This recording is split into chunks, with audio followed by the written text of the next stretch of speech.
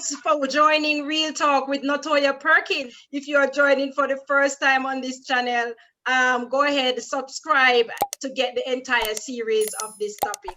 What does it mean to be jealous in a relationship and in the Bible? Stay with us. We'll be right back.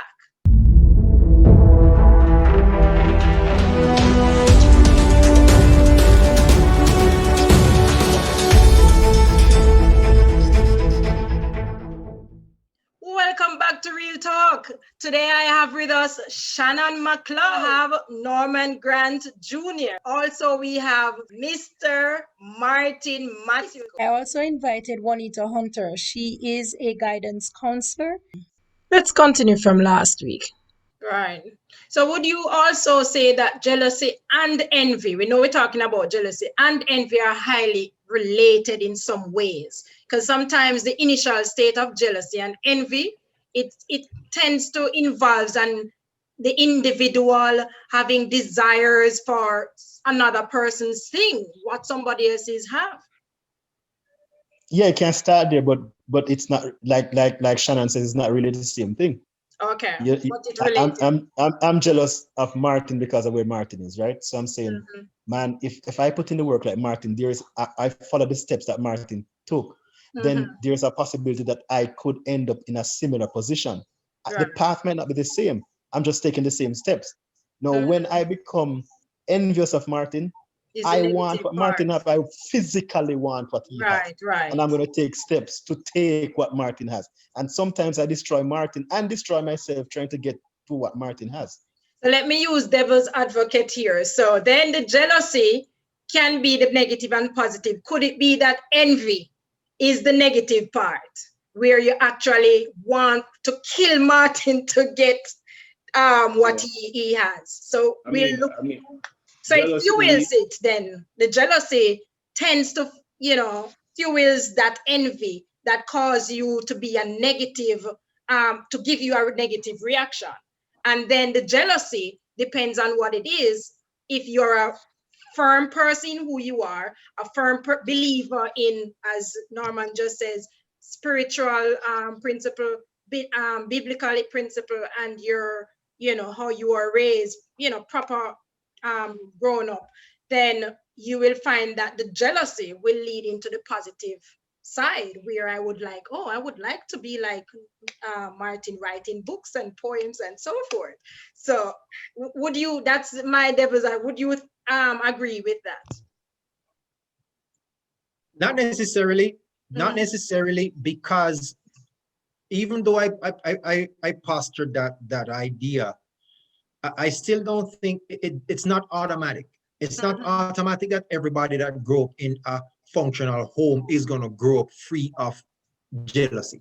Right. Yes, because what you lack or what you think you lack, because usually there's a balance. It is when you start becoming blind to what you have. And start focusing on what it is that you don't have or what you want, that the jealousy becomes dysfunctional. So a lot of times it's not necessarily that you don't have it. Sometimes you have it, but because it's like Shannon said, you have all these things. And like you said yourself, I'm the king, I have a kingdom, I have wives, I have concubines. But that lady over there, a good as, I may want her too. And you now make that your focus. It's almost like you become tunnel vision. You start ignoring the wives you have, you start ignoring the concubines you have, and all of a sudden this person now becomes the center of your focus, and the person is not yours. And because the person is not yours, that now builds up into something else. Right. So guys, let's close this off then. What lesson can we learn from jealousy after all that we have discussed? Mr. McLeod. All right. Well, what lesson I have learned, or what I would like to say is that be jealous is okay, but one or two things. What are you jealous of? What are you jealous for? And what are you doing with that emotion? Because the way you direct that emotion, then it may lead into being envious. Okay. Yeah, I like that. I guess for me, it's similar. I I want jealousy to be something that I want it to be a part of my life. Um, I like Shannon says, I'm going to take the steps to make sure that it doesn't fuel me negatively. But being a person who is intrinsically motivated, I'm constantly looking for things to drive me into areas that I want to go and things that I want to do. And so of course, jealousy helps in that, where you look and see avenues that you can go, where that I can go. And so yeah, sometimes I use that jealousy to fuel me and to take me where I want to go. I have to remain mindful that, and that's why I tell anyone that just make sure that you don't, like Martin said earlier, become so blinded by your jealousy that you allow envy to take you over and you now lose focus of your own personal goals, and just fall into lustful desires or greed. That's good. Okay, very good. All right. See that Martin? both these gentlemen look at it from one side. I'm gonna attempt to go from the other side here because they did a good job covering that. But from a more relationship standpoint, from a more man-woman living together or trying to develop something together standpoint, what I would posture is if in the way of solution, so to speak, would be to communicate. Because a lot of times jealousy is built on, like we said, lack of trust, insecurity, but that also has a root in lack of communication, because you don't know, so you assume. You don't have the facts, so you guess. You're not sure, so you come up with your own definition, or you come up with your own interpretation. And a lot of times that kind of breeds insecurity. It breeds mistrust. So I posture, or I'm putting out there communication as a tool that you can use in the interpersonal relationship type setting to address jealousy. Okay, because when you communicate more, when the person has a clear understanding of, because what happens in relationships a lot of time is people stop communicating. They assume that I already know this person, I already know everything there is to know about them. There's nothing else that I can learn. But you no matter if you grow up with somebody from birth till death, they can always share an opinion on something that you don't know that they have that opinion on. Don't take it for granted in relationships that because you've been together for a while, you know everything there is to know about the person. Don't get lackadaisical, communicate. Keep communicating, talk through things. And when you talk through things, then you will understand the person's perspective. And a lot of time when you understand the person's perspective, you can realize, you know what, I don't need to be jealous. You know what I mean? Yes, I haven't heard from my significant other all day. They didn't call or text.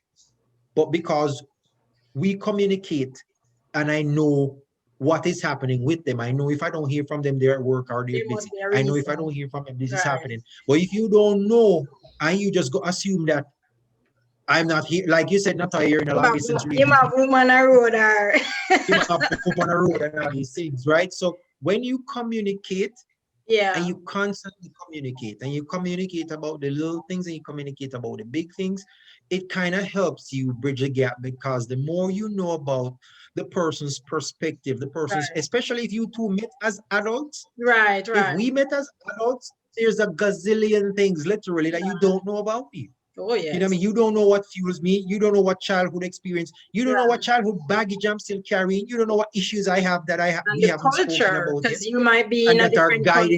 Right. Exactly. We could come from two different cultures. So the more you communicate, the more you can break down the walls that jealousy puts up. The more you can break down the walls that insecurities put up. Right. And that will in turn build the trust, and then you just act on that. And just to add the final line, when in doubt, you ask. When in doubt, you ask. I like to ask questions. So yes, I always ask. You say, wait, Miss Taya, you love ask question. And we say, yes, we even ask question, we can't know. Yeah. But All right, Juanita, give us your final counselor advice.